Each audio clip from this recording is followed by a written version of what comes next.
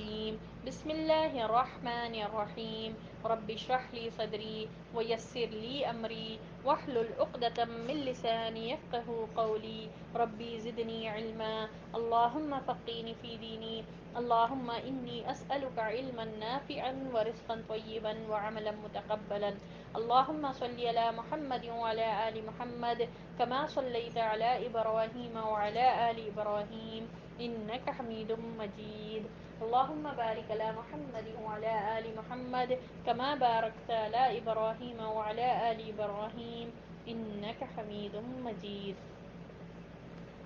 کل ہم لوگوں نے کیا تھا کہ کس طرح ان لوگ آپ صلی اللہ علیہ وسلم کے ساتھ سودے بازیاں اور دست درازیاں ان لوگوں نے کی کہ اب سمجھ میں نہیں آ رہا تھا.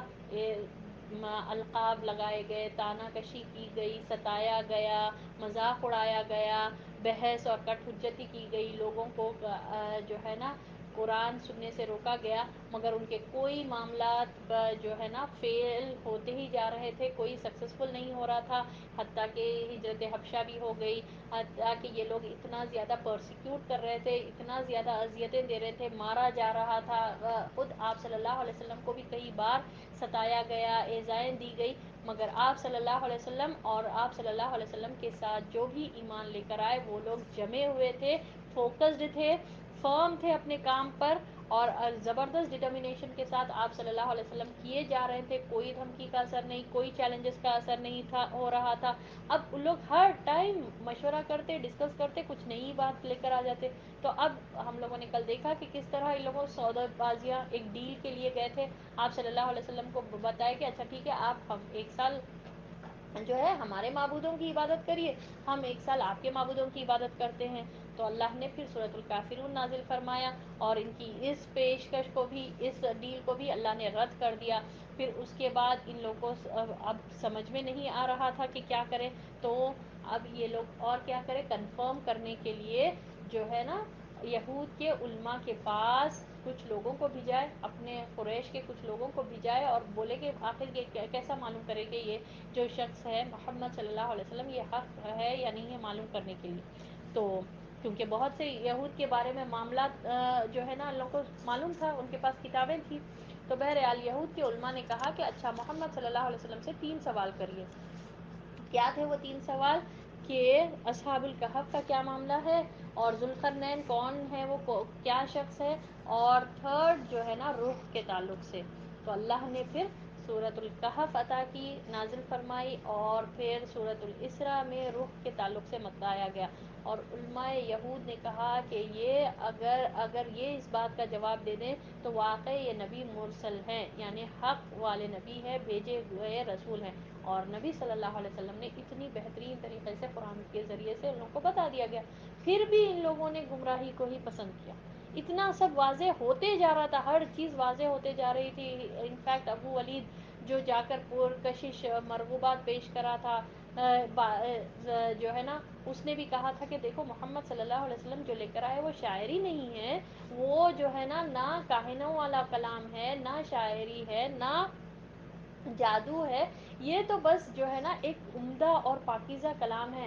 محمد صلی اللہ علیہ وسلم کے ذریعے سے اللہ تعالیٰ ایک بڑا سا واقعہ رونما کرنے والا ہے. تمہارے لیے تو یہ تو ایک باعث آنر ہوگا، ایک عزت والا معاملہ ہوگا کہ اللہ نے تمہارے بیچ میں جو ہے نا تمہارے قبیلے کو چنا، تو تم چھوڑ دو، تمہارے لیے جو ہے نا یہ عزت کا باعث ہوگا. تو اب یہ امید جو اس نے جگائی تھی، یہ ابو ولید جا کر جو باتیں کرا تھا، بہرحال لوگ تو ڈینائی کرے، بولے کہ یہ تو محمد صلی اللہ علیہ وسلم جو ہے نا ابو ولید پر بھی جادو کر دیے. بٹ بہرحال وہ لوگ کو وہ ہوپ تھا کہ ہاں ہو سکتا کہ ہم کو بھی بڑی بادشاہت مل جائے، ہمارا معاملہ بہت اچھا ہو جائے. تو ان لوگ جو ہے نا یہ اختلافات ختم کرنا چاہ رہے تھے. اس کے ذریعے یہ لوگ جو ہے نا یہ باتیں کرتے تھے کہ محمد صلی اللہ علیہ وسلم کو جو ہے نا یہ لوگ وہ کرتے تھے، اور یعنی کہ مرغوبات پیش کرتے تھے اور بولتے تھے کہ اچھا تھوڑا چینج کر کے لے کر آئیے، یہ قرآن میں ہم فہم ہے نا، ہمارے لیے تو بہت سختی چیزیں ہیں بھائی، کچھ تھوڑے چینجز کرو، ہمارے حساب سے تھوڑی چیزیں اس میں ایڈ کرنا. تو اللہ نے فرما دیا کہ نہ آپ کو کوئی اختیار ہے، یعنی محمد صلی اللہ علیہ وسلم کو بھی کوئی اختیار نہیں ہے کہ اپنی طرف سے کچھ ایڈ کریں یا کچھ چیز ہے نا چینج کر دیں. کسی کو کوئی اختیار نہیں ہے، یہ اللہ کا کلام ہے، اس میں کچھ چیز نہیں ہوگا، ایسے ہی لینا ہوگا، اس کو جیسے نازل ہو رہی ہے ویسے ہی لیا جانا چاہیے. اور محمد صلی اللہ علیہ وسلم کو بھی اختیار نہیں. پھر ان کی یہ بات ختم ہو گئی، یہ لوگ کی کوئی بات رہ نہیں پا رہی تھی اور ان لوگوں کا فرسٹریشن بڑھتے جا رہا تھا. اب پھر ان لوگوں نے کہا اچھا ٹھیک ہے، ہم آپ کی بات مان لینے کے لیے تیار ہیں، آپ ایک کام کریے، ہمارے لیے اسپیشل محفل، اسپیشل ایک پروٹوکال دیا جائے، ہمارے کو ایک اسپیشل ٹریٹمنٹ دیا جائے. یہ غریب لوگوں، یہ کیا ہے، یہ مسکین غلام قسم کے لوگ آپ کے اطراف رہتے ہیں، آپ ان کو سکھاتے ہیں، ہم ان کے ساتھ نہیں بیٹھیں گے. تو ہو سکتا تھا کہ محمد صلی اللہ علیہ وسلم ان کی یہ بات مان لے، کیونکہ آپ صلی اللہ علیہ وسلم بہت زیادہ حریص تھے اس بات سے کہ یہ لوگ ایمان لا لیں، یہ لوگ ایمان کی دعوت قبول کر لیں. قبیلے والے تھے آپ صلی اللہ علیہ وسلم انہی کے میں سے تھے، تو بہت زیادہ خواہش یہ تھی کہ یہ لوگ چینج ہو جائیں گے نا، سرداران قریش تھے، اگر یہ لوگ بدل جائیں گے نا پورا مکہ چینج ہو جائے گا. یہ آپ صلی اللہ علیہ وسلم کی تھنکنگ تھی اور اس حساب سے قریب تھا کہ محمد صلی اللہ علیہ وسلم ان کی یہ بات مان لیتے. مگر اللہ نے آیت نازل فرما دی کہ خبردار، آپ ایسا ہرگز نہیں کرنا کہ وہ لوگ جو صبح شام اللہ کو پکارتے ہیں ان کو اپنے آپ سے دور نہیں کرنا. اگر آپ ایسا کریں گے تو آپ ظالموں میں سے ہو جائیں گے. تو آپ سوچئے اللہ کیا عدل کرنے والا ہے. اللہ کی نگاہ میں مال، دولت، رتبہ، یہ سب چیزیں کچھ بھی نہیں. ایک آم سے زیادہ ایک غلام بھی رہنے دو، اگر وہ اللہ کا تقوی اختیار کر کے ہے تو اللہ کی نگاہ میں اس کی زیادہ ویلیو ہے. نہ کہ یہ ملینئر بھی ہو یا چاہے یہ لوگ جو ہے نا ابو جہل جیسے بڑے بڑے پیسے والے یا رتبے والے یا پوزیشن والے ہو. اللہ کی نگاہ میں ایسے لوگوں کی کوئی اہمیت نہیں ہے جو اللہ کو نہیں مانتے، جو اللہ کو نہیں پکارتے. تو اللہ تعالیٰ نے فرما دیا کہ نہیں، ایسا نہیں ہوگا. پھر ان کی یہ بات بھی نہیں مانی گئی. اب ان کو جو ہے یہ قسم کی یہ کوششیں ان لوگوں نے کی، مگر ہمیشہ یہ فیل ہو جاتے تھے. کبھی آگے بڑھتے، کبھی پیچھے ہٹتے، کبھی نرمی کرتے، کبھی سختی کرتے، کبھی قتل کی دھمکیاں دیتے، کبھی جو ہے نا آفرز دیتے. کچھ سمجھ میں نہیں آتا تھا ان لوگوں کو. یہی یہ معاملہ چل رہا تھا اور جو ہے نا اسی اس میں رہتے تھے کہ اور فائنلی ایک ہی آپشن ان کے سامنے بچتا تھا. ان کو نظر آتا تھا کہ تلوار یعنی جنگ ہی کر سکتے ہیں ہم، جنگ کر کے ہی اس چیز کو ختم کر سکتے. ٹھیک ہے، ان کا مین مقصد تھا یہ اسلام کو روک دے، اسلام کی دعوت کو روک دے. اس کے خاطر محمد صلی اللہ علیہ وسلم سے مسلمانوں کے ساتھ یہ طرح طرح کے معاملات یہ لوگ کرتے تھے. بہرحال تلوار یعنی جنگ کرنے میں بھی ان کو ڈر یہ تھا کہ کہیں ایسا نہ ہو کہ ہم ہی پورے ختم ہو کے رہ جائے، یہ پورا قبیلہ قریشی ختم ہو کے رہ جائے ان کے سامنے. تو یہ ایسا ہوگا بول کر ان کو ڈر تھا، تو یہ بھی کرنے کے لیے پیچھے ہٹ رہے تھے. اور یہاں اس کے بعد ہم لوگوں نے کل پڑھا کہ کس طرح ابو طالب کو معلوم چل رہا تھا. ابو طالب جیسا ابو جہل جو کرا تھا، پتھر لے کر مارنے کی کوششیں کرتا تھا. ٹھیک ہے، اور یہ عقبہ بن ابی معیط جس طرح کپڑا لپیٹ کر آپ صلی اللہ علیہ وسلم کی گردن کو مارنے کی کوشش کرا، اور ایک دفعہ جو ہے آپ صلی اللہ علیہ وسلم جب سجدے میں تھے گردن پر پیر رکھ دیا تھا. تو یہ سب باتیں ابو طالب کے علم میں تھے. اور ابو طالب جو ہے نا ایک قلعے کی طرح، ایک مضبوط قلعے کی طرح ہمیشہ آپ صلی اللہ علیہ وسلم کو سیکیورٹی دیتے تھے. پھر عمر بن خطاب رضی اللہ تعالیٰ عنہ بھی ایک ایسی ہی انٹینشن کے ساتھ آپ صلی اللہ علیہ وسلم کو قتل کر دیں. تو ہر کوئی ایسا کرنے کے انٹینشن میں لگے ہوئے تھے محمد صلی اللہ علیہ وسلم کا صفایا کر دیں بول کر معاذ اللہ. تو وہ کیا کرے، اس چیز کو کرتے ہوئے پریکاشنری میجرز لینے کے لیے ایک احتیاط کے طور پر انہوں نے کیا کیا، بنو مطلب اور بنو ہاشم جو ان کا قبیلہ تھا، ان کے لوگوں کے میں سے تمام خاندان والوں کو جمع کر کر بولے کہ دیکھیے محمد صلی اللہ علیہ وسلم کی جان خطرے میں ہے. یہ لوگ آئے دن جو ہے نا آپ صلی اللہ علیہ وسلم کی قتل کی پلاننگ کر رہے ہیں، آپ صلی اللہ علیہ وسلم کے ساتھ غلط معاملہ کر رہے ہیں. تو کیا آپ لوگ میری مدد کریں گے آپ صلی اللہ علیہ وسلم کی حفاظت میں؟ تو تمام لوگ جو کافر تھے، جو مسلمان تھے، سب لوگوں نے لبیک کیا. تو اس میں یہ ہم کو بات کیا سمجھ میں آتی کہ یونٹی ان ڈائیورسٹی، اختلاف کے باوجود اتحاد. بہت سے لوگ نہیں لائے تھے ایمان، مگر ان لوگوں نے کہا نہیں، ہم ہمارے خاندان کے فرد کو ہم اکیلا نہیں چھوڑیں گے، ہم برابر ان کی مدد کریں گے سوائے ایک آدمی کے. سب لوگوں نے ٹھیک ہے، ہم برابر، ہم ہمارے خاندان والے جو ہے ان کی برابر ہم مدد کریں گے، یعنی محمد صلی اللہ علیہ وسلم کی برابر حفاظت میں ہم کھڑے رہیں گے، سوائے ابو لہب کی. ٹھیک ہے، یہ ابو لہب تھا، اس نے علیحدگی اختیار کی، وہ نکل کر چلے گیا وہاں سے، بولا کہ میں نہیں دوں گا، اور وہ جو ہے جا کر قریش سے مل گیا. ٹھیک ہے، کلیئر ہے یہاں تک؟ آگے کا سبق سٹارٹ کریں. یہ آج کا ٹاپک اتنا وہ ہے دل دہلانے والا کہ اب ان لوگ صلی اللہ علیہ وسلم. جی، کر غور سے سنیں اور اس کو فیل کریں اور اپنے ویوز اپنے ظاہر کریں کہ دیکھیں کیا معاملہ ہوا. اب جب کچھ نہیں بن سک رہا تھا ان لوگوں نے تو کیا کیا؟ مکمل بائیکاٹ، خلاص بائیکاٹ کر دیا. کیا کس طرح سے؟ دیکھیے مشرکین کی حیرت اور بڑھ گئی کیونکہ ان کی ساری تدبیریں ختم ہو گئی، یعنی فیل ہوتے جا رہی، اور لوگ جو جو کر رہے ہیں وہ سب فیل ہوتے چلے جا رہا تھا. ان کی حیرت، یہ لوگ سرپرائز شوق ہی رہتے تھے کہ کیوں ہمارے ساتھ یہ معاملہ نہیں ہو رہا، کیوں ہماری بات بھی نہیں مانی جا رہی، ہماری طرف سے جو ایک پرسیکیوشنز دیا جا رہا، اذیتیں دی جا رہی، وہ بھی ان پر اثر نہیں ہو رہا، اور ان کے حق میں سب چیز ہوتے جا رہی اور اسلام پھیلتے ہی چلے جا رہا. ایک دو گروپ میں سب لوگ ہے نا اسلام قبول کرتے جا رہے ہیں. عمر بن خطاب کا بھی رضی اللہ تعالیٰ عنہ کا بھی واقعہ ہوا. تو بہرحال اب ان لوگ یہ سوچ رہے ہیں کہ تدبیریں ختم ہوتی چلے جا رہی تھی ان کی، اور انہوں نے یہ دیکھا کہ بنو ہاشم اور بنو مطلب خواہ کچھ بھی ہو وہ نبی صلی اللہ علیہ وسلم کی حفاظت اور بچاؤ کا مصمم عزم کیے ہوئے ہے، یعنی پختہ ارادہ کر کے ہے کہ محمد صلی اللہ علیہ وسلم کو کبھی نہیں چھوڑیں گے، حفاظت ڈیفینیٹلی پوری کریں گے. یہ دونوں آپ صلی اللہ علیہ وسلم کے جو قبیلے تھے، یہ دونوں نے یہ ڈیسائیڈ کیا. لہٰذا وہ اس صورتحال پر غور کرنے اور اس کے متعلق فیصلہ کرنے کے لیے خیف بنی کنانہ میں جمع ہوئے. ٹھیک ہے، اچھا خیف کس کو کہتے ہیں؟ دو پہاڑ کے بیچ میں ایک اونچی جگہ، ٹھیک ہے، ایک جگہ ایسی جگہ پر جمع ہوئے. اور ہم کو معلوم ہے مینا کی مسجد خیف بھی ہے نا، ٹھیک ہے. تو اب خیف اس جگہ کو کہا جاتا جو دو پہاڑوں کے بیچ میں، ٹھیک ہے، ٹو ماؤنٹینز کے بیچ میں تھوڑی ایک اونچی جگہ جو رہتی، وہاں پر ان لوگ جمع ہوئے. ٹھیک ہے، جمع ہوئے کس لیے؟ اور سر جوڑ کر مشورہ کیا.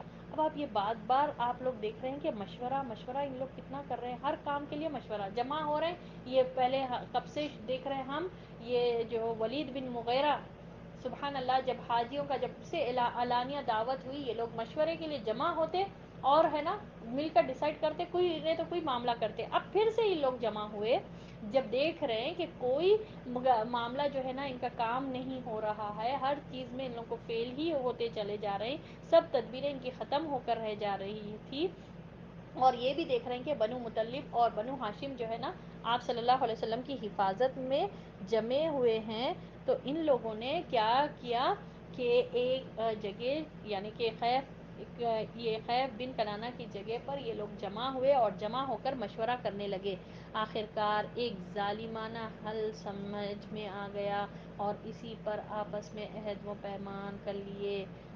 اور کیا تھا وہ؟ دیکھیے سبحان اللہ، وہ حل یہ تھا سب مل کر بیٹھے، جا کر ڈیسائیڈ کرے، ایک جگہ پہنچے. یہ پورے بڑے بڑے سردار ہے جو بھی ہے، دوسرے قبیلے والے تھے، بنو مطلب اور بنو ہاشم کو چھوڑ کر جو دوسرے قبیلے والے تھے جن کو بہت زیادہ دشمنی تھی، یہ لوگ پورے جمع ہوئے، ایک جگہ جمع ہو کر ایک ظالمانہ حل نکالے اور آپس میں عہد اور پیمان بھی کرے کہ یہی کریں گے ہم اب. ٹھیک ہے، کیا تھا یہ؟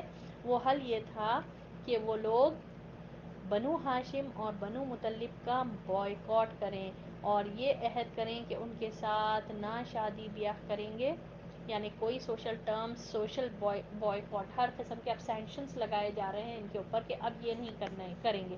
کیا کیا نہیں کریں گے؟ نہ شادی بیاہ کریں گے، نہ ان سے خرید و فروخت کریں گے، نہ ان سے بات چیت کریں گے، نہ کبھی کسی طرح کی کوئی صلح قبول کریں گے، نہ ان کے ساتھ کسی طرح کی مروت برتیں گے، یہاں تک کہ وہ رسول صلی اللہ علیہ وسلم کو قتل کرنے کے لیے ان کے حوالے کر دیں. اللہ اکبر کبیرہ، کیسی باتیں ہیں یہ! آپ دیکھیے پورے اپنے لگا رہے ہیں اپنا حربہ، اب ہر چیز، اب آخری حربہ، آخری آئیڈیا اتنا ظالمانہ، ٹھیک ہے، ستائے، مذاق اڑائے، تانا کشی کرے، مارتے گئے، ٹھیک ہے، دھمکیاں دینا، چیلنجز دینا، مرغوبات دینا، آفرز دینا، اور جو ہے نا چینجز کرنا، یہ سب چھوڑ کر اب دیکھیے ان لوگ کی بات میں کچھ دم ہی نہیں. کبھی بولتے تھے، آتے تھے اسلام کی طرف، ایک اسٹیپ آگے بڑھتے تھے، پھر ایک اسٹیپ پیچھے ہٹتے تھے. اب پھر ایک نئی بات، اب پھر ایک ظالمانہ طریقہ. ٹھیک ہے، اب تک تو نبی صلی اللہ علیہ وسلم کو بول رہے تھے کہ ہم سننے کے لیے تیار ہیں، آپ کو یہ ان کو یہاں سے ہٹاؤ، یہ محفلوں میں سے ہٹاؤ. اب یہ لوگ کیسی باتیں، اور ایک اتنا خطرناک، آپ یہ دیکھیے کتنے شدید الفاظ ہیں حرکتوں کی. کیا کیا کہ پہلے تو شادی بیاہ نہیں کریں گے، کسی کو نہ بچہ، کسی کی لڑکی ان کے لیں گے، یعنی بنو مطلب اور بنو ہاشم کے کوئی لڑکا لڑکی نہ لیں گے، شادی کریں گے، نہ شادی ان کے پاس کسی سے کریں گے، اور پھر نہ خرید و فروخت کریں گے، یعنی کوئی ان کے ساتھ اکنامک ٹرمز نہیں رہیں گے. کمپلیٹ سوشل بائیکاٹ، سینکشنز لگاؤ. کس لیے ہو رہا ہے آپ سوچئے، کس لیے ہو رہا؟ صرف ایک اللہ کی عبادت کرنے پر، اسلام کو قبول کرنے پر. اور اتنی سخت بات ہے، دیکھیے نہ ان سے بات چیت کریں گے، بات تک بھی نہیں کریں گے. کتنی بڑی بات ہے نا، ساتھ میں رہ کر ایسا کمپلیٹلی بائیکاٹ کر رہے ہیں کہ بات بھی نہیں کریں گے. نہ کبھی کسی طرح کی کوئی صلح قبول کریں گے، کوئی بھی نہیں کرے، صلح بھی نہیں کریں گے، کوئی کمپرومائز بھی نہیں. اور پھر نہ ان کے ساتھ کسی طرح کی مروت برتیں گے، کوئی مروت نہیں، کوئی ہمدردی نہیں. مرتے مریں، جو ہوتا ہے ان کے ساتھ معاملہ پورا، خرید و فروخت، ہر چیز، کوئی چیز ان کو نہیں دی جائے گی، کوئی ان سے خریدا بھی نہیں جائے گا، کوئی ان کو بیچا بھی نہیں جائے گا، نہ لڑکا دیا جائے گا، نہ لڑکی دی جائے گی. یہ لوگ کرے، حتیٰ کہ بات تک بھی کوئی بھی ان سے بات بھی نہیں کرے گا. جتنے مکہ میں رہنے والے ہیں کوئی بھی ان سے بات بھی نہیں کرے گا، یہاں تک کہ وہ رسول صلی اللہ علیہ وسلم کو قتل کے لیے ان کے حوالے کر دیں، کہ وہ مجبور ہو کر محمد صلی اللہ علیہ وسلم کو ان لوگوں کے حوالے کر دے، کہ وہ لوگ نبی صلی اللہ علیہ وسلم کو قتل کر دیں. معاذ اللہ. کیسے تھے دیکھیے یہ. اب قریش نے اس قرارداد پر باہم عہد و پیمان کیا، اور اس کے متعلق ایک صحیفہ لکھ کر خانہ کعبہ کے اندر لٹکا دیا. لکھنے والا بغید بن عامر بن ہاشم. رسول صلی اللہ علیہ وسلم نے اس پر بددعا کی، اور اس کا ہاتھ کے بعض انگلیاں شل ہو گئیں. تو اب ان لوگوں نے کیا کیا، یہ پورا ایک پیپر پہ لکھا گیا کہ ہم ایسا کام کرنے والے ہیں، عہد و پیمان، کہ بنو ہاشم اور بنو مطلب کے ساتھ ایسا ایسا معاملہ ہوگا، ان کے کوئی شادی بیاہ نہیں ہوگا، خرید و فروخت نہیں ہوگی، بات چیت نہیں ہوگی، یہاں تک کہ محمد صلی اللہ علیہ وسلم کو ان لوگوں کے حوالے نہ کر دیں. یہ سب لکھ کر ان لوگوں نے اس عہد و پیمان کو لکھ کر، سبحان اللہ، خانہ کعبہ کے اندر، آپ سوچئے اللہ کے ساتھ یہ لوگ اللہ کے کعبے، اللہ کے گھر میں لٹکا رہے ہیں، ظالمانہ یہ تحریر لکھ کر. اور لکھنے والے کا نام یہ یاد رکھنا، بغید بن عامر بن ہاشم. نبی صلی اللہ علیہ وسلم نے اس کے لیے بددعا کی. یہ کتنا ظالمانہ تحریر ہو رہا ہے، اور اس نے آبجیکشن کرنے کے بجائے اس نے اس کو لکھنے پر آمادہ ہوا، اور یہ لکھا بھی. اور اس کی وجہ سے جو بددعا آپ صلی اللہ علیہ وسلم نے اس کے لیے کی، تو اس کے انگلیاں اور بال، یا پھر جو ہے نا پورا ہاتھ ہی شل، یعنی دوبارہ پھر وہ لکھنے کے قابل نہیں ہوا. ٹھیک ہے، اس سے ہم کو کیا سبق ملتا کہ کبھی بھی کوئی غلط کر رہے ہیں وہ، اور غلط سے غلط معاملہ کر رہے ہیں کسی کے ساتھ، اور آپ کو اگر اس کو بولنے کے لیے لکھایا جا رہا غلط معاملہ، آپ بالکل اس میں ہم انوالو ہی نہیں کر سکتے. آئدر اپنے روکنے کی کوشش کریں، یا پھر ہم ان کا ساتھ ہی نہ دیں. تو بہرحال یہ بغید بن عامر جو تھا، اس نے لکھا، اور اس کے بددعا کی وجہ سے اس کے انگلیاں شل ہو گئیں. ٹھیک ہے. اس کے بعد ابو لہب کو چھوڑ کر سارے بنو ہاشم اور بنو مطلب، خواہ مسلمان ہو یا کافر، شیب ابی طالب میں سمٹ آئے. یعنی ایک بڑا سا میدان شیب ابی طالب میں، پورے یہ بنو مطلب اور بنو ہاشم کے جتنے لوگ تھے، چاہے مسلمز تھے یا نان مسلمز تھے، کافر تھے یا مشرک تھے، سب لوگ جو ہے نا یہ ایک میدان میں، ایک بڑا سا شیب ابی طالب کے نام سے تھا وہ، وہاں پر سب اکٹھا جمع ہو گئے. اب کچھ کیا نہیں جا رہا تھا، ان کے گھروں کو توڑ دیا جا رہا تھا، اور پورے خرید و فروخت نہیں ہو رہی، کچھ بھی نہیں ہو رہا، پورے لوگ ایک جگہ جمع ہیں. تو سب یہاں پر آ کر سمٹ آئے، سوائے ابو لہب کے.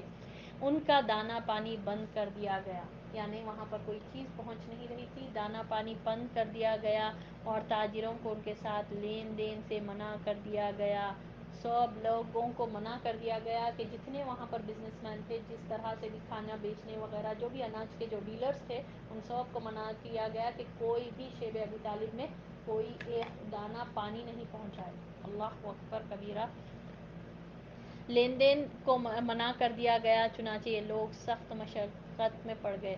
اب ذرا آپ سوچیں کہ یہ باہر والے نہیں تھے، قبیلے والے تھے، سبحان اللہ، اور کیا وجہ سے اتنی بڑی قربانیاں ان کو دینی پڑی. اور سبحان اللہ، اب آپ دیکھیے کہ کیسا یہ لوگ کا وہ تھا کہ آپ صلی اللہ علیہ وسلم کو جو ہے نا وہ کرنے کے لیے کتنے طریقے، اس دین کو ختم کرنے کے لیے کیسے طریقے اپنا رہے ہیں. اور ہم پڑھیں گے انشاءاللہ، مگر یہ آپ صلی اللہ علیہ وسلم اور مسلمانوں کی کیسی کیسی قربانیاں تھے.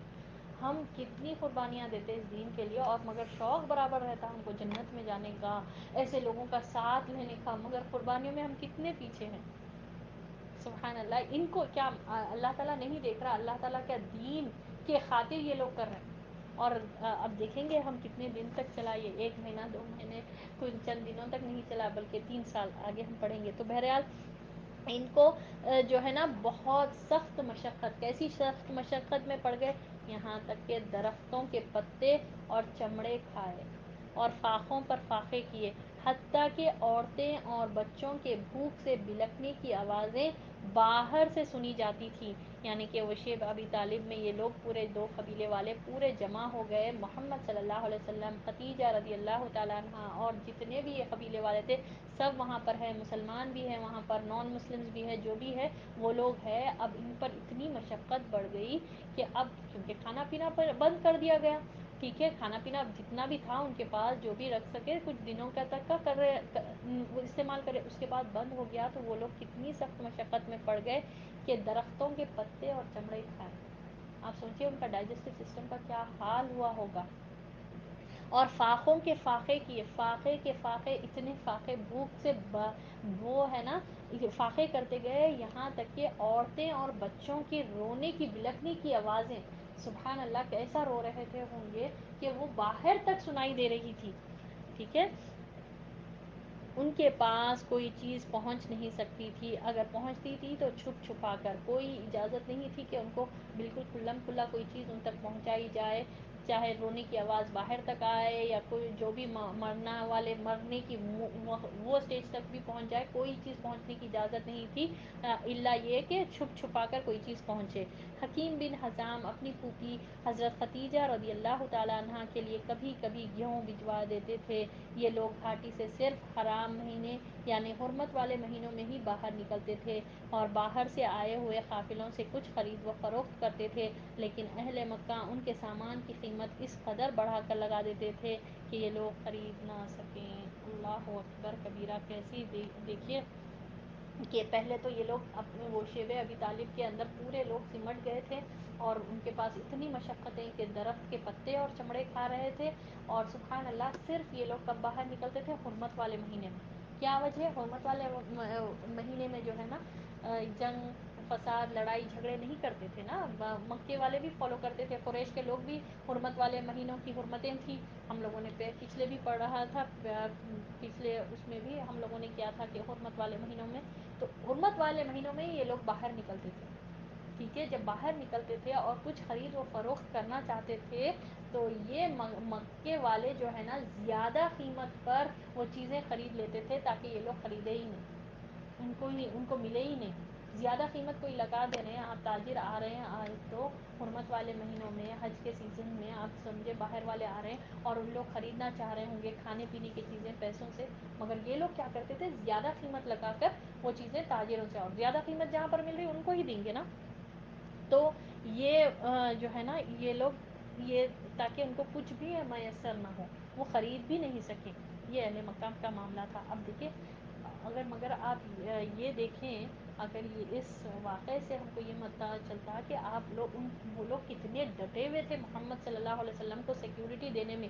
کوئی تانا کشی نہیں، کوئی اللہ اور اللہ کے رسول صلی اللہ علیہ وسلم سے کوئی گلا شکوہ نہیں. آپ کو کر کے ہماری یہ حالت ہو گئی، ہمارے ساتھ ایسا معاملہ ہو گیا، کوئی نہیں. کیسی اللہ سے محبت اور کیسا محمد صلی اللہ علیہ وسلم سے محبت، حتیٰ کہ بعض لوگ تو ایمان بھی نہیں لائے. مگر کیسا جمے ہوئے ہے، بھوک برداشت کر رہے ہیں. آپ سوچیے ہم ایک ٹائم کی بھوک نہیں برداشت کرتے بھائی اس دن کے لیے، یہ لوگ کیسے فاقے پہ فاقے کریں. اللہ اکبر کبیرہ. آپ صلی اللہ علیہ وسلم بھی وہاں پر ہے، اور بھوک کی شدت کو برداشت کرنے میں یہ اس کو جواز تلاش کر کے دین کا کام نہیں رکا. آگے دیکھیے ادھر محمد صلی اللہ علیہ وسلم ان ساری سختیوں کے باوجود اللہ کی طرف مسلسل دعوت دے رہے تھے، مسلسل دعوت دے رہے تھے، کنٹینیوس فاقے برداشت کرتے ہوئے، اتنی قربانیاں دیتے ہوئے برابر آپ صلی اللہ علیہ وسلم لگے ہوئے ہیں. ہم دیکھیں چھوٹا سا معاملہ ہو جائے، چھوٹا سا درد آ جائے، تکلیف آ جائے، تو سب سے پہلا جو کام چھوٹتا وہ کلاسز کا کام چھوٹتا. یا دین سے جڑے ہوئے ہیں تو پھر نہیں ہے ہمارے لیے، اور وہ ایکسکیوز کو ہم اتنا جسٹیفائی کرنے کی کوشش کرتے ہیں، ایسے بتاتے ہم کہ سبحان اللہ کہ واقع میں وہ جو ہے نا سمجھ میں آ جائے کہ بہت زیادہ تکلیف ہے. یہ تکلیف ہے، یہ لوگ پیچھے نہیں ہٹے. اللہ اکبر کیسی قربانیاں تھیں. یہ لوگ تھے ایکچوئل میں سبحان اللہ یہ جنتیوں میں جنت الفردوس. ہم بھی اللہ سے مانگتے اللہ اللہم انا نسألک الجنت الفردوس، مگر ہماری قربانیاں کہاں پر ہیں؟ کون سے لیول کی قربانیاں یہ لوگ دے رہے. دیکھیے تو سبحان اللہ قربانیاں یہ چاہتا ہم بھی یہ جو ہے نا جنت کا صرف شوق نہیں رکھیں بلکہ اس کے خاطر کریں. آج ہمارے پاس بہت سی آرامیاں آ گئے تو ہم ہے نا یہ دین کو سمجھتے ہی نہیں کچھ. ہاں بس تھوڑا بہت کر لیں، تھوڑا بہت وہ کر لیں تو قربانی تو ہم سے ہوتی نہیں. پھر ہم کہاں نیند قربان کریں، کہاں بیٹھ کر جو ہے نا اس دین کو پڑھیں، اس دین کو سمجھیں، کہاں ہم اس کے لیے وقت لگائیں. بھائی دنیا میں بہت سے کام ہے، ہمارا یہ ہے، ہم کو یہ کرنا ہے، ہم اتنا ہم اپنے آپ کو جسٹیفائی کرنے کی کوشش کرتے. اور یہ لوگ دیکھیے، اور ان کے ساتھ ساتھ آپ دیکھیے جو بھوک کے باوجود اتنے سخت مشقتیں. آسان بات ہے درخت کے پتے کھانا، انسان جانوروں کے جیسا کھانا کھا رہے ہیں. ٹھیک ہے درخت کے پتے کون کھاتے؟ جانور کھاتے. ٹھیک ہے چمڑے کھانا. اور سبحان اللہ یہ ان کا کیا، یہ دونوں قبیلوں کے ساتھ اتنا برا، اتنا شدید قسم کی حرکتیں ان لوگوں نے کی.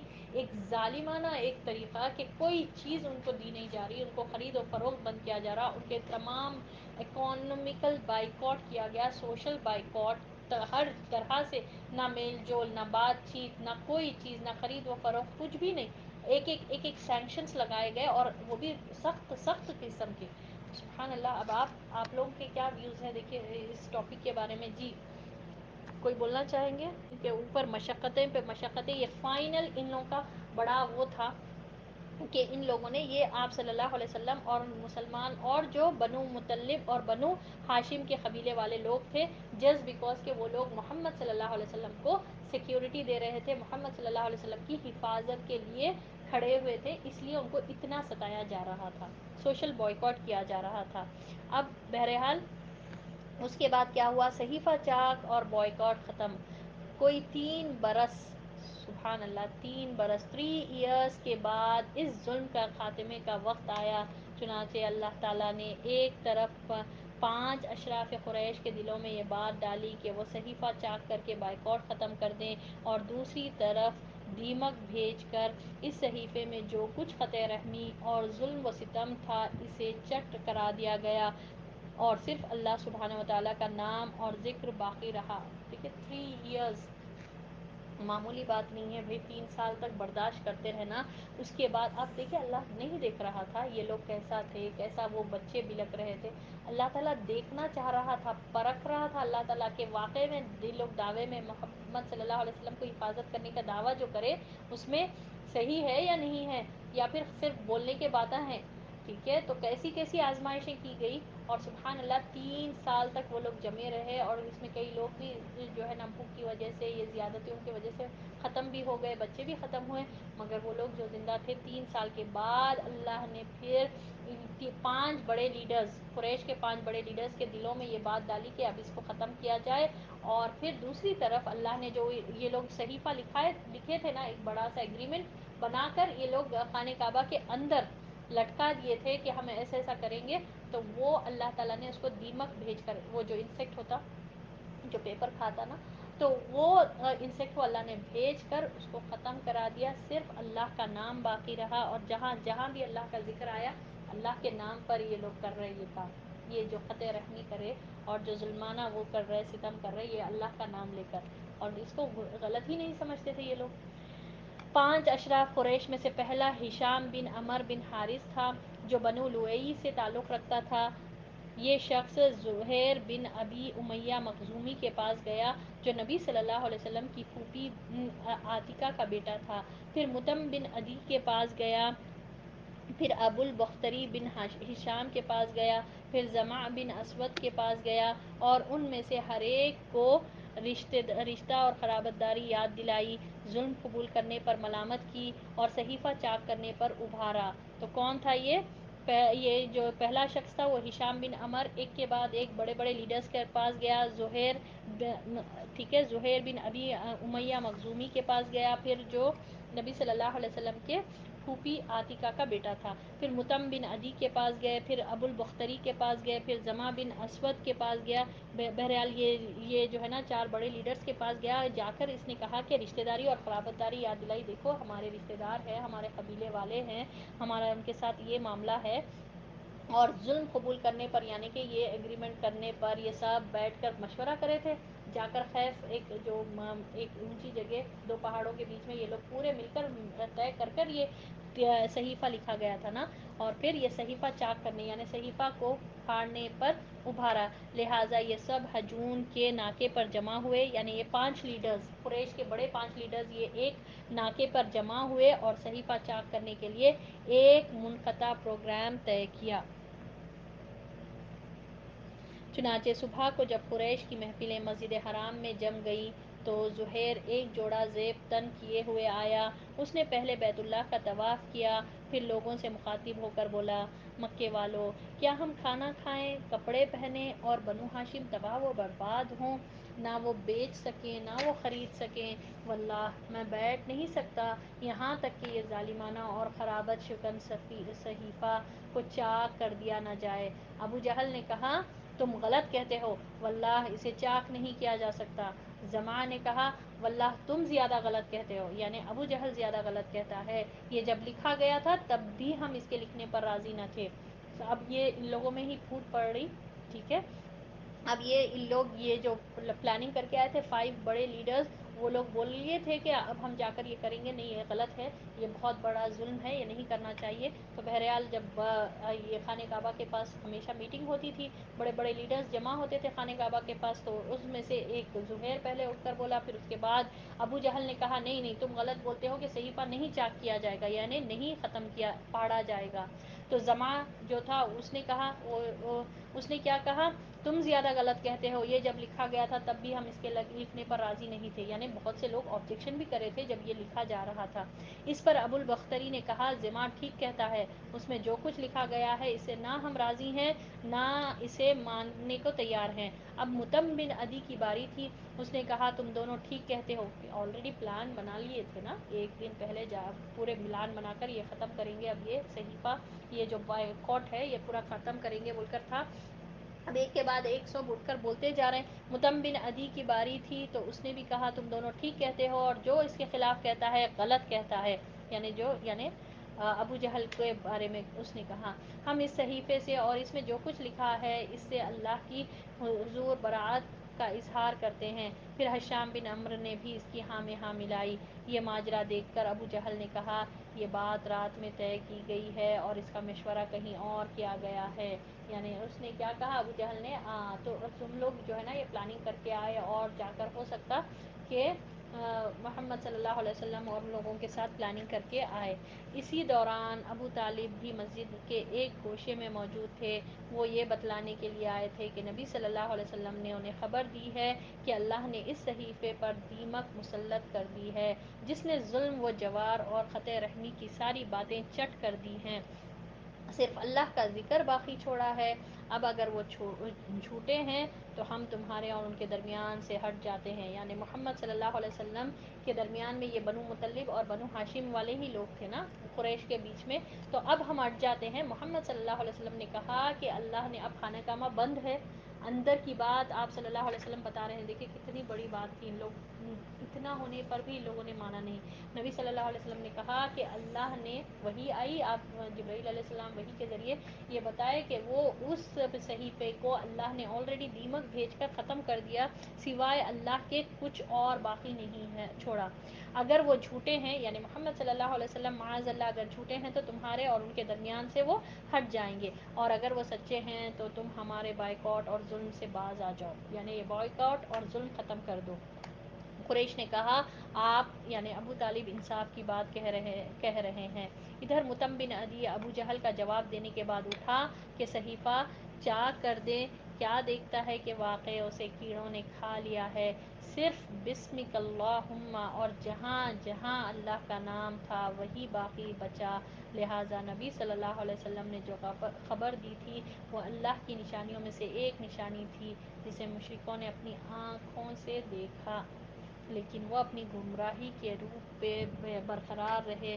بہرحال بوائکاٹ ختم ہو گیا اور رسول اللہ صلی اللہ علیہ وسلم اور آپ صلی اللہ علیہ وسلم کے ساتھی گھاٹی سے باہر نکل آئے. یعنی ایک اتنی بڑی آزمائش یہ بھی ختم ہو گئی. یہ لوگ کرتے گئے, یہ بھی ان کا اتنی بڑی آزمائش یہ بھی ختم ہو گئی. دیکھیں کس طرح سے ہوا معاملہ. جی رہے اچھا دیکھیے صحیفہ یہ لوگ خانہ کعبہ میں لکھ کر لٹکا دیا, اور دروازہ خانہ کعبہ کا بند رہتا. تو بہرحال کسی کو معلوم نہیں کہ اندر کیا معاملہ ہو رہا. ٹھیک ہے, 3 سال ایسے ہی گزر گئے. 3 سال کے بعد اللہ تعالیٰ نے 5 قریش کے لیڈرز کے دل میں یہ بات ڈالی کہ نہیں, یہ غلط ہو رہا ہے, یہ نہیں کرنا چاہیے, یہ ہمارے قبیلے والے ہیں, ہمارے رشتے دار ہیں, ان کے ساتھ ایسا معاملہ نہیں ہونا چاہیے. ہم نیکسٹ ڈے مارننگ جا کر ہم لوگ جو ہے نا محفل جب میٹنگ ہوں گی نا تب ہم بولیں گے کہ نہیں صحیفہ اب پھاڑ دیں گے اور یہ بوائکاٹ ختم کریں گے. تو بہرحال اب یہاں پر یہ جو 5 لیڈرز تھے ان میں سے ایک لیڈر اٹھ کر بولا کہ نہیں, یہ جو ہم ختم کر دیں گے. ہم کپڑے پہنیں, وہ لوگ کپڑوں سے محروم, ہم کھانا کھائیں, وہ لوگ ہر چیز سے محروم, ہم بیچیں, ہم خرید و فروخت کریں اور وہ لوگ کچھ بھی نہیں کریں, یہ تو بہت ظلمانہ طریقہ ہے. تو بہرحال ہم اس کو ختم کرتے ہیں. تو ابو جہل یہ تھا ہی بدترین دشمن, اس نے کیا کہا, نہیں نہیں ختم نہیں کیا جائے گا, تم غلط بات کہتے ہو. تو پھر بہرحال وہ جو 5 تھے اس میں سے 4 نے کہا کہ نہیں یہ تم غلط بات کہتے ہو, ہم پہلے جب یہ لکھا جا رہا تھا تب بھی ہم راضی نہیں تھے. سبحان اللہ. تو اب یہ لوگ ان لوگوں میں بحث چل رہی تھی, سب باتیں ہو رہے تھے. اسی دوران ابو طالب وہاں پر پہنچے. نبی صلی اللہ علیہ وسلم کے چچا جو شیب ابی طالب میں آپ صلی اللہ علیہ وسلم کے ساتھ تھے وہ آئے. کیا کہنے کے لیے آئے, نبی صلی اللہ علیہ وسلم بول کر بھیجائیے کہ اللہ نے اس صحیفے کو آلریڈی ختم کر دی. یہ لوگ جو پھاڑنے کی بات کر رہے ہیں, اللہ نے آلریڈی اس صحیفے کو ختم کر دیا دیمک کو بھیج کر, سوائے اللہ کا نام. یہ لوگ اللہ کا نام لے کر ظلمانہ طریقے کرتے تھے, اپناتے تھے. آپ ہم پہلے بھی دیکھیں کہ ابو جہل نے کیا کہا کہ میں اللہ سے عہد کرتا ہوں کہ نبی صلی اللہ علیہ وسلم کا سر کچل دوں گا. یہ لوگ اللہ کا نام لے کر اللہ کے دین کے خلاف ٹھہرے ہوئے ہیں. اور دیکھیے یہاں پر بہرحال صحیفہ میں بھی اللہ کا نام لیا گیا تھا, اور بسمک اللہم یعنی کہ شروع اللہ کے نام سے یہ لوگوں نے لکھا تھا. اور جہاں جہاں بھی اللہ کا نام منشن تھا اس کو چھوڑ کر سبحان اللہ صحیفہ پورا پھٹ گیا تھا, سوائے اللہ کا نام جہاں پر بھی تھا وہی باقی تھا. کتنی بڑی نشانی تھی یہ, کتنا بڑا, جو آپ صلی اللہ علیہ وسلم بولے تھے. تو جب کھولا گیا, ڈور کھول کر دیکھا گیا صحیفے کو, واقعے میں محمد صلی اللہ علیہ وسلم نے جو بتایا تھا ویسے ہی پایا. اور شرط یہ رکھے ابو طالب کہ اب اگر نبی صلی اللہ علیہ وسلم اگر جھوٹے ہیں تو ہم ہٹ جاتے بیچ میں سے, آپ محمد صلی اللہ علیہ وسلم کو لے لو, قتل کرنا جو چاہتے وہ کر لو. اگر آپ صلی اللہ علیہ وسلم نے سچ کہا ہے تو سبحان اللہ اب یہ بائیکاٹ ختم کرنا چاہیے. تو ان لوگوں کو اب کرنا پڑا مجبوری طور پر, کیونکہ صحیفہ ویسے ہی تھا جیسے محمد صلی اللہ علیہ وسلم نے بتایا تھا. تو اس کے ساتھ ساتھ یہ اتنی بڑی آزمائش جو 3 سال تک چلی یہ ختم ہو گئی. ٹھیک ہے, اور اللہ کا نام کیسا باقی رہا. دیکھیے سبحان اللہ, سوائے اللہ کا ہر وہ چیز جو غلط باتیں ہیں, جو ناحق باتیں لکھی گئی تھی وہ سب ختم ہو گیا, اور اللہ کا نام حق ہے اور ہمیشہ باقی رہنے والا ہے. اللہ کے لیے یہ لوگ کوئی ضرر پہنچا ہی نہیں سکتے. ٹھیک ہے, اور وہ لوگ جو یہ اس میں وہ کرے, جو اس میں استقامت دکھائے, اللہ ان سے کتنا خوش ہوا ہوگا. سبحان اللہ. یہ آزمائش پر قریش کا وفد ابو طالب کے حضور میں. ٹھیک ہے، یہاں تک کلیئر ہے؟ بائیکاٹ کا مکمل بائیکاٹ اور صحیفہ چاک ہونے کا واقعہ کلیئر؟ وفد ابو طالب کے حضور میں بائیکاٹ کے خاتمے کے بعد صورتحال معمول پر آ گئی. اب پھر معمول ہو گئے، اپنے اپنے گھروں کو واپس گئے، سب اب نارمل زندگی گزارنے لگے. کھانا پینا شروع، 3 سال کے بعد کھا رہے ہیں کھانا پینا. آپ سن کے کیا معاملہ تھا ہوگا ان لوگوں کا. اور محمد صلی اللہ علیہ وسلم، خدیجہ رضی اللہ تعالیٰ عنہ سب اپنے گھروں کو واپس گئے. معمول ہو گئی تھی، لیکن ابھی چند مہینے ہی گزرے تھے کہ ابو طالب بیمار پڑ گئے اور بیماری دن بدن بڑھتی اور سخت ہو گئی. عمر بھی 80 برس سے تجاوز کر چکی تھی، یعنی 80+ تھے.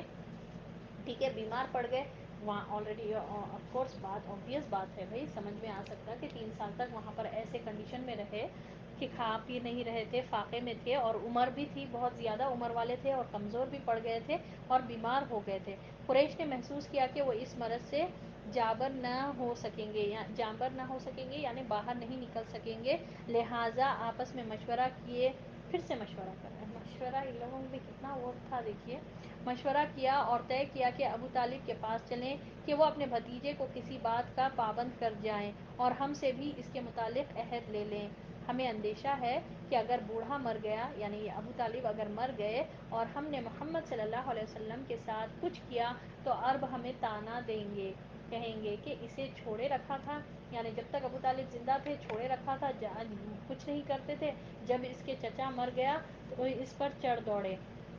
چنانچہ یہ لوگ اٹھے اور ابو طالب کے پاس پہنچے اور ان سے مطالبہ کیا کہ وہ رسول اللہ صلی اللہ علیہ وسلم کو ان کے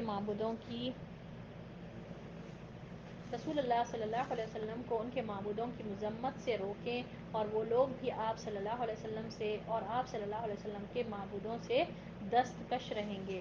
اس پر ابو طالب نے آپ صلی اللہ علیہ وسلم کو بلایا اور لوگوں نے جو بات کہی تھی اسے آپ صلی اللہ علیہ وسلم پر پیش کیا.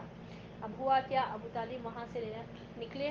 ابھی یہ جو شیب ابی طالب کے پاس تھے سب لوگ، اب وہاں سے سب باہر نکل گئے، سب اپنے اپنے گھروں کو واپس آئے. ابو طالب بھی آئے مگر کچھ مہینوں کے بعد وہ بیمار پڑ گئے.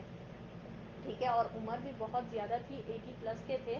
تب جب بیمار پڑ گئے تو قریش کے لوگوں کو یہ خدشہ تھا، یہ ان کو ڈر تھا کہ کہیں ایسا نہ ہو کہ یہ بیماری میں ہی مر جائیں. اور اگر ایسا ہوا تو پہلے ہی ہم کچھ ابو طالب سے کچھ عہد و پیمان لے لیں گے، تاکہ جو ہے نا ہم لوگ یہ نہ کریں کہ بعد میں یہ مر جائیں اسی مرض میں. اور تو لوگ یہ کہیں گے کہ اب تک ابو طالب زندہ تھے تو کچھ نہیں کرے محمد صلی اللہ علیہ وسلم کو، اور جیسے ہی وہ اگر یہ لوگ کچھ پلاننگ کر رہے ہیں تو جیسے ہی محمد صلی اللہ علیہ وسلم کے چچا یعنی ابو طالب کا انتقال ہوا تو یہ لوگ تو محمد صلی اللہ علیہ وسلم پر چڑھ گئے، تو لوگ یہ طعنہ نہ مارے. تو اسی لیے ان لوگوں نے مشورہ کیا، آپس میں مشورہ کر کے طے کر کے ابو طالب کے پاس پہنچے اور بولے کہ دیکھو اب آپ بیمار ہو گئے ہیں اور آپ اپنے بھتیجے کو سمجھائیے کہ ہمارے معبودوں کو جو برا بھلا کہا جا رہا ہمارے دین کو، یہ آئدر وہ باز آ جائیں اور ہم بھی ہمارا دین جو ہے نا ہمارے کو کرنے دیں، کوئی ہم پر برائی نہ لگائے جائے. تو ابو طالب نے کیا کہا، محمد صلی اللہ علیہ وسلم کو بلائے اور یہ لوگ بھی ٹھہرے ہوئے، قریش کے بڑے بڑے لیڈرز ٹھہرے ہوئے ہیں. ادھر محمد صلی اللہ علیہ وسلم بھی آئے اور یہ اپنی بیماری میں اپنے بیڈ پہ لیٹے ہوئے ہیں. تو ہوا کیا، آپ صلی اللہ علیہ وسلم کو جب بلایا گیا تو آپ صلی اللہ علیہ وسلم نے فرمایا، چچا جان میں ان سے صرف ایک بات چاہتا ہوں، صرف ایک ہی بات، جس کے وہ قائل ہو جائیں تو عرب ان کے تابع فرمان ہو جائیں گے اور عجم انہیں جزیہ دیں گے. سبحان اللہ، اگر صرف میں ان سے ایک ہی بات کہتا ہوں، 10 باتیں نہیں، 100 باتیں نہیں، بس ایک ہی بات میں کہتا ہوں، اگر کریں گے یہ لوگ، یہ بات کو اگر ایکسیپٹ کر لیں گے تو یہ عرب تمام، یہ عرب جو ہے نا ان کے تابع فرمان ہو جائے گا. بڑی خواہش بادشاہت کی تو یہ ان کے تابع ہو جائے گا، اور عجم یعنی دوسرے جو آؤٹ آف عرب لوگ ہیں وہ لوگ ان کو جزیہ یعنی ٹیکس دیں گے. یہ سن کر وہ سٹپٹا گئے، ایک دم شوق ہو گئے کہ کیا صرف ایک ہی بات. تو اور کہنے لگے صرف ایک بات، تیرے باپ کی قسم ہم ایسی 10 باتیں ماننے کو تیار ہیں. وہ بات کیا ہے پوچھے فوری طور پر، صرف ایک بات، ٹھیک ہے ہم کیا ایسی 10 باتیں ماننے کے لیے تیار ہیں. اور کہا کہ تیرے باپ کی قسم. تو آپ صلی اللہ علیہ وسلم نے فرمایا لا الہ الا اللہ کہو. اس پر وہ اپنا کپڑا جھاڑتے ہوئے یہ کہتے ہوئے اٹھ گئے. سورۃ الصاد کی آیت نمبر 5 ہے، اجعل الالہۃ اجعل الآلهة إلها واحدا ان هذا لشيء عجاب، کیا اس نے سارے معبودوں کی جگہ ایک ہی معبود بنا ڈالا، یہ تو بڑی عجیب بات ہے۔ یعنی سارا جھگڑا تھا ہی توحید پر، سبحان اللہ، توحید ایک اللہ کی عبادت جو ان سے نہیں ہو سک رہی تھی، وہی اسی بات کا جھگڑا تھا۔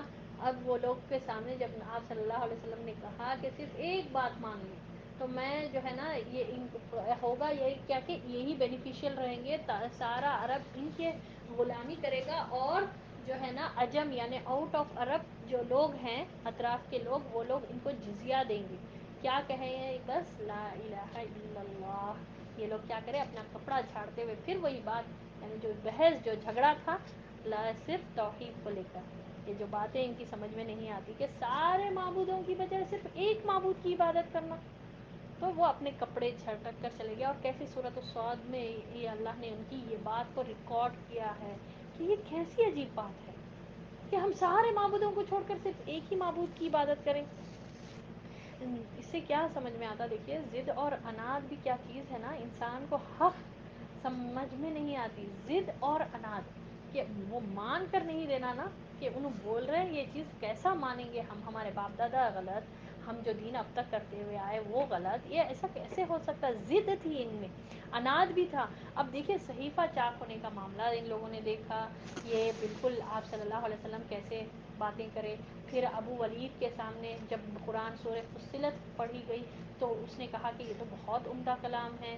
پھر اس کے بعد یہودیوں کے تعلق سے یہود کے علماء کے پاس سے لوگ پروف لینا چاہ رہے تھے، کنفرم کرنا چاہ رہے تھے، کنفرم ہوا، مگر پھر بھی ضد، یہ ضد ہے نا انسان کو حق ایکسیپٹ کرنے سے نہیں روکتی۔ یہ مین چیز جو اناد، جو بغض پال کے رکھے تھے یہ لوگ کو، اپنی نفس، اپنی انا، اپنا تکبر بہت زیادہ ان کو وہ تھا۔